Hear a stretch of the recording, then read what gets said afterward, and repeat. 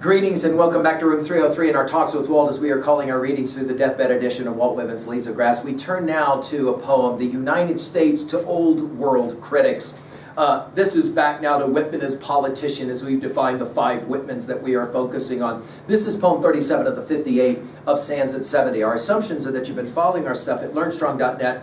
Down that left-hand side, Talks with Walt, our playlist. Everything from those early inscription poems, which obviously played a lot with the political Whitman, up to and including a set of introductory comments to Sands at 70, and then we just finished with True Conquerors. It's interesting to see how these poems in Sands at 70 are laid together so that True Conquerors now works with the United States to Old World Critics. Our Nortons will tell us that this poem was first published in the New York Herald of May 8, 1888, among the Old World critics who especially interested Whitman in the 1880s were Matthew Arnold. We've given full lectures on him at learnstrong.net. Robert Buchanan, Thomas Carlyle. We've mentioned him several times in his Great Man Theory as it related to Emerson, and Oscar Wilde, of course, the great writer, and Wilde coming to want to, in fact, meet Whitman later in his life. Now, I love this little poem because it isn't Whitman to Old World critics, it's the United States to Old World critics.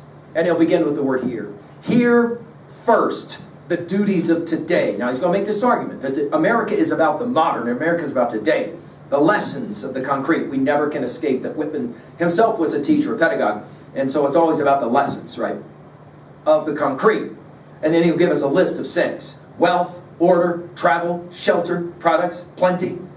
As of the building of some varied, vast, perpetual edifice. This idea that it is something that's being built, an edifice. I like his use of the word perpetual. It's a fascinating word because, as we've said from Drum Taps on, Whitman is constantly debating with himself how perpetual is this thing called the Union, this thing called America, and American democracy.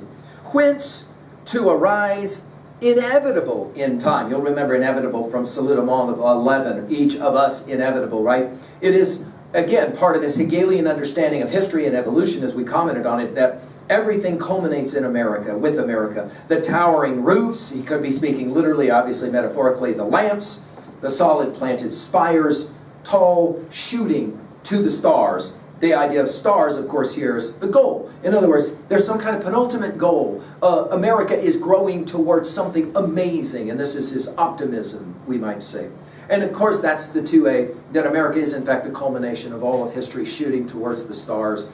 I love it to be the word picture of the stars. I love that Whitman is continuing to be this educator with his use of the word lessons. Notice his cataloging is still there, as we saw it obviously played out so many times in Leaves of Grass. At 3A, I love to go back to Tocqueville's Democracy in America, that 1835 rendering, because de Tocqueville shared a very common kind of idea as he was playing around with how long can this last? What is the potential of perpetualness of this? And I find that fascinating that Whitman was playing the same game. At 3B, do you agree that America is the culmination of history? And to what degree then do we move now into the future, as obviously we have become something beyond modern, postmodern, post-postmodern? Thank you.